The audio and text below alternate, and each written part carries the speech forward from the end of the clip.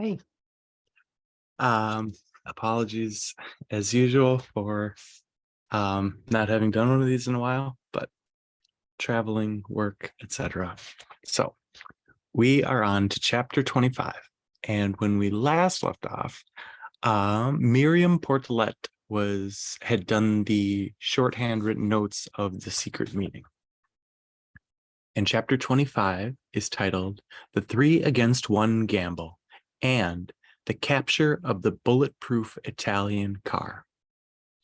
Maxie Hammerman's handling of the plot to kidnap him was one of the more brilliant strategies of the Pushcart War. Eddie Maroney could not see the sense of it at first. When Eddie gave Maxie Miriam Portelet's shorthand notes of the meeting of the 3, Eddie suggested that Maxie give them to a newspaper reporter. If the Lima master plan is published in a newspaper, Eddie said, then everyone will see clearly what is happening. Maxie laughed. Who would believe it, Eddie? That 3 men have a plan to kill all the cars and taxis in New York City? No one wants to believe such a terrible thing. And the 3 would deny it. And the only thing that would happen is I would disappear even sooner. Maybe you are right, Eddie said. But in any case, you are not going to disappear next Friday night, since we know that part of the master plan, you can be a long way from the shop next Friday.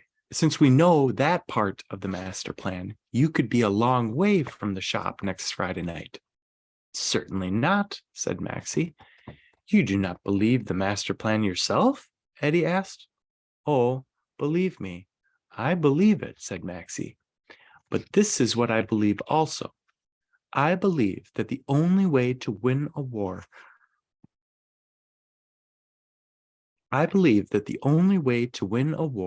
is to be on hand for the battle, wherever it is going to be.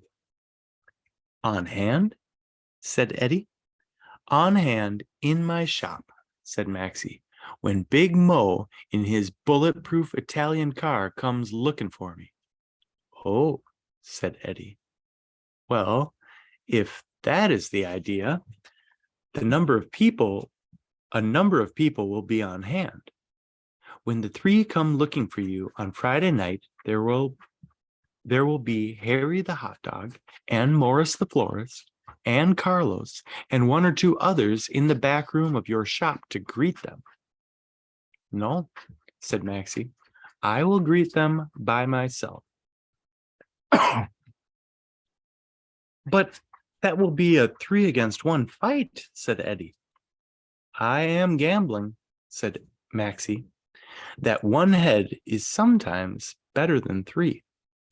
Well, gambling is fine, said Eddie Maroney, but we cannot afford to lose your head. Therefore, I am coming on Friday night to watch you gamble, just in case something should happen. So a little emergency. All right, said Maxie. That would be a comfort to me. Thank you. Especially as you have worked with the circus and can no doubt handle lions and tigers in an emergency. I only lettered the posters for the circus, said Eddie Maroney. Oh, never mind, said Maxie. That takes more brains. All the same, said Eddie Maroney, I would just as soon we had 1 or 2 men beside just me on Friday night. Well, I appreciate the advice, said Maxie. However, for the time being, I do not want you to tell the other pushcart peddlers about the shorthand notes of Miriam Portelet. My only question is, can you play poker? Eddie said that he could. Good, said Maxie. You come to my shop at 7 o'clock on Friday night and bring a brand new deck of playing cards. That was all that Maxie would tell Eddie Maroney about his plans. Maxie then called the police commissioner.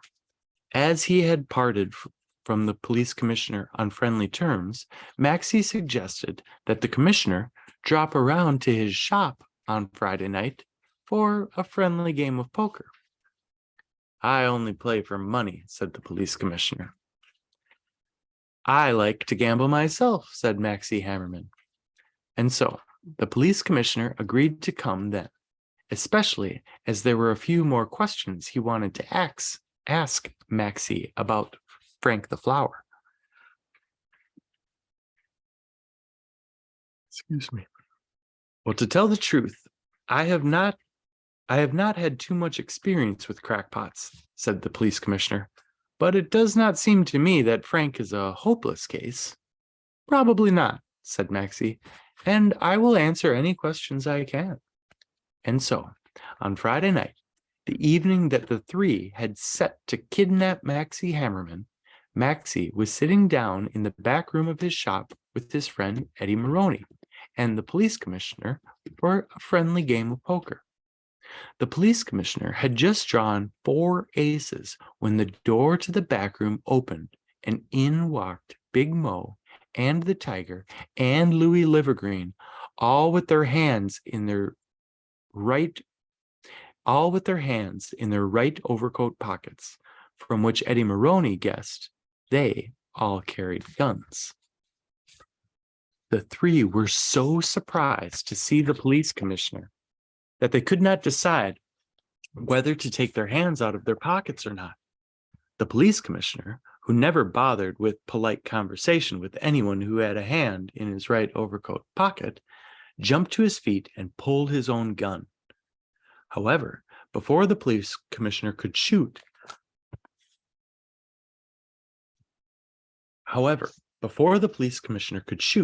Maxie stepped in front of him and said, "Hello, Mo. Hello, Louis. Hello, Walter the Tiger. Why, I've been expecting you." As the three had never set eyes on Maxie Hammerman in person in their lives, and as he, to their knowledge, had never seen them before, Maxie's calling them by their first names scared even Louis Livergreen. And when Maxie held out his hand, Louis could do nothing but take his hand out of his pocket and shake Maxie's hand. "Meet my friend, the police commissioner," Maxie said. "Commissioner, these are my good friends who have just dropped in to play a little poker with us." "Mo Mammoth is a friend of yours?" said the police commissioner suspiciously. The commissioner was still annoyed about Big Mo calling him a big dope in the newspapers. "A poker-playing friend," said Maxie. "We have differences of opinion, sure, but we can still get together for a friendly game of poker. As perhaps you know..." Excuse me. "As perhaps you know," Maxie explained to the police commissioner, "Big Mo and the Tiger and Mr. Livergreen usually play friendly game of cards with Mayor Emmett P. Cudd on Friday night, so we should be honored that they would come by to play at my shop instead." Here's a picture.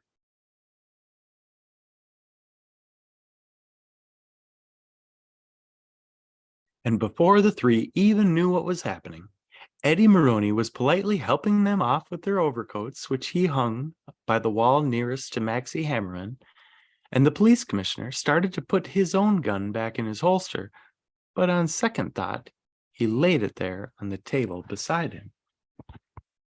"There's just one little matter of business before we start our game," Maxie said as he shuffled the cards. The three exchanged nervous looks among each other.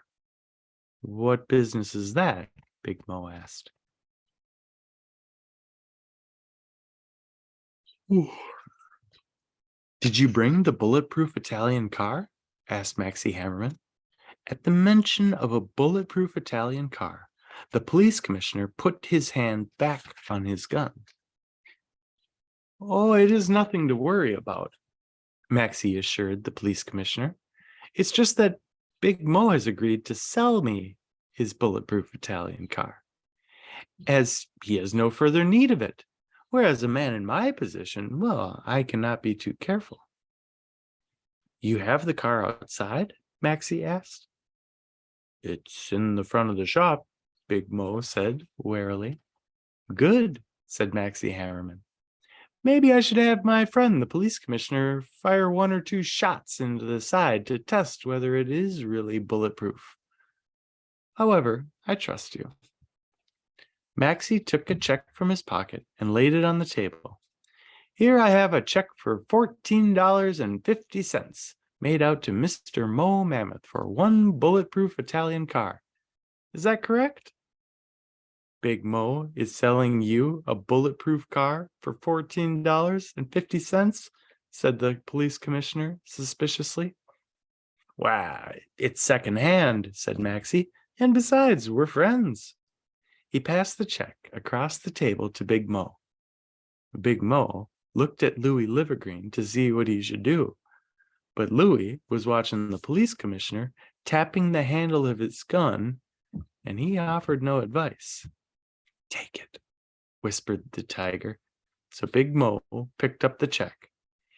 If you will just give me a receipt, said Maxie Hammerman, saying paid in full for 1 bulletproof Italian car secondhand, and then we can get on with our card game. Eddie Maroney gave Big Mo a pen, and Big Mo wrote out a receipt. I hope everybody has had a good week's business, said Maxie as he dealt out the cards, and can afford to make a few sporting bets. Well, I promised my friend the police commissioner a good game. I hope so too, said the police commissioner, scowling at Big Mo. I have never liked a man who talks like a big shot in the newspapers and then only makes small bets when he's at the poker table. With the police commissioner's gun on the table and their overcoats on the wall beside Maxie Hammerman, the 3 did not want to annoy the police commissioner by making any small bets. Now, fortunately, it was Friday night, and the 3, fortunately, it was Friday night, and the 3 had in their pockets whatever amount of their profits they had taken home from the end of the week. Of course, it has been a bad week, said Big Mo, in case the police commissioner didn't think that his bets were big enough. The police commissioner won the first 3 hands. His winnings were already $237, most of which he had won off the big 3, as Eddie and Maxie did not bet very much on the first 3 hands. For a big dope, you're a pretty good poker player, Maxie said with a smile to the police commissioner. The police commissioner didn't mind Maxie Hammerman calling him a big dope, because he knew it was a joke. Eddie Maroney won the next hand and got $42 from Louis Livergreen. Louis had 4 queens, and Eddie Maroney only had 2 jacks, but Eddie was so determined not to give in to Louis, and Louis ended up getting nervous and gave up and threw his hand in. Then Maxie Hammerman started winning. He won every one of the next 10 hands, winning each time larger and larger amounts, as the big 3 made bigger and bigger bets, hoping to stop Maxie.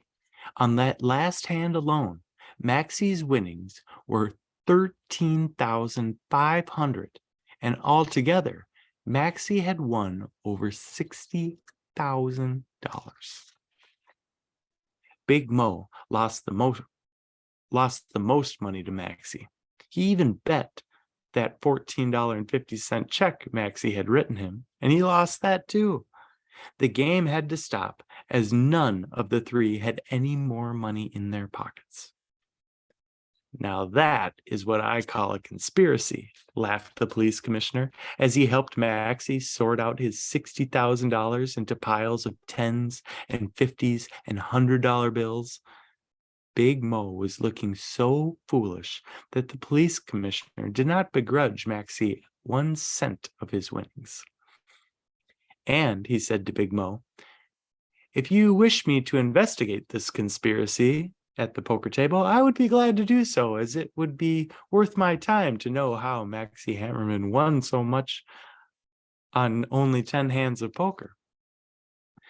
The police commissioner then offered to take the big three home in his squad car, as they did not have any money for a bus fare or a taxi. If anyone sees you riding in the squad car, he said, I will explain to them that you are not common criminals. Chapter 26. Maxie Hammerman's War Chest, a Philosophy of War.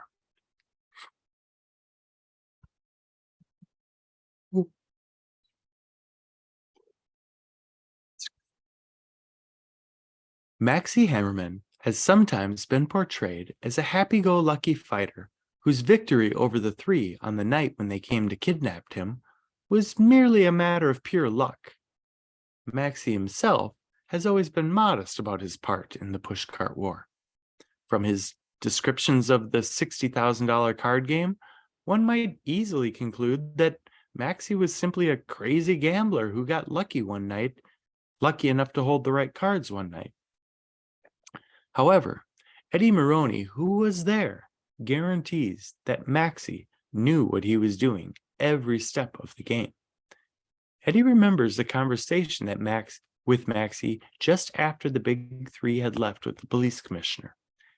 Eddie and Maxie were having a bottle of cream soda together, and Eddie said to Maxie, I also would like to know, Maxie, how you won so much money in only 10 hands of poker, as I know you don't cheat at cards. It is simple, Maxie said. I won all the money because Louis Livergreen, of whom the Tiger and Big Mo are a little afraid of him, because he is the one who makes all the plans, and he was afraid of me. Louis was afraid of me, Maxie explained, because he knows I could have had the police commissioner shoot him on the spot for breaking into my shop. But I did not.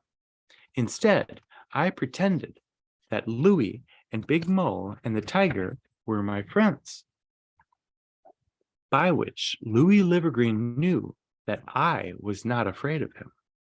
And this scared Louis Livergreen, because if I am not afraid of him, it means that either I am smarter than he is, or that I have made a plan which is even better, from my point of view, than to have the police commissioner shoot him. So, Maxie smiled, Louis Livergreen's mind was not on cards he was playing. He was thinking so hard about what my plan might be. And Big Mo and the Tiger could see that Louis Livergreen was nervous, which made them nervous, and they did not play their cards carefully. Also, said Maxie, I played my cards very well. It was a good game, said Eddie, but I still don't understand why you did not let the police commissioner just shoot them. It would have been such a surprise to them. Yes, said Maxie, but it would have been against my philosophy of war. In what way? Eddie asked. In this way, said Maxie. Louis Livergreen, you may recall, thought that if he kidnapped me, the pushcart peddlers would not fight. Oh, but we would fight harder, said Eddie Maroney indignantly. Certainly so, said Maxie Hammerman. But in the same way, Maxie pointed out, if we got rid of Big Mo and Louis and the Tiger, there would still be many a million truck drivers who hate the pushcarts. Also, there are 3 other men behind the 3 who would only be too happy to see Big Mo and Louis and the Tiger disappear. So then they would rise to be the new top 3. I can name you 12 men who would fight with each other to become the new top 3. It is my idea, Maxie went on, that if you are going to have enemies, it is better to have enemies you already know. That way, it is easier to guess what they are going to do next. And also, said Maxie, it is better to have enemies who have learned to be a little afraid of you. Maxie scooped up the $60,000 he'd won and stuffed it into an old tool chest. Then he dipped his finger in a can of axle oil and wrote in letters on the side of the box, war chest. What is that for? Asked Eddie Maroney. My philosophy of war, Maxie continued, is that what you need to win a war is money. Everybody is willing to fight for a good cause, and that's great. But at some point, there comes a time when you run out of money for peas or for pins or for whatever you are using for ammunition at the moment. And if you cannot afford the repairs to your pushcart or the doctor bills if you get hurt from fighting, or to feed the children because you cannot work a regular schedule, there comes a time, Maxie said, we have this war chest. Anyone who cannot afford to pay me for repairs for his pushcart may take from this chest. No questions asked. As long as he is fighting, the money is there. And if somebody has doctor bills or their child needs something, the money is there.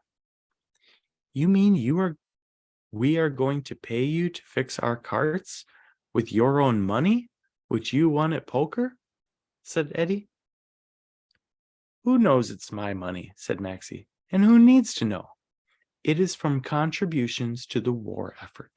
It is not my money any more than it is yours. But who will contribute to? Oh, but who would contribute to us? Eddie asked. Well, why not? Said Maxie.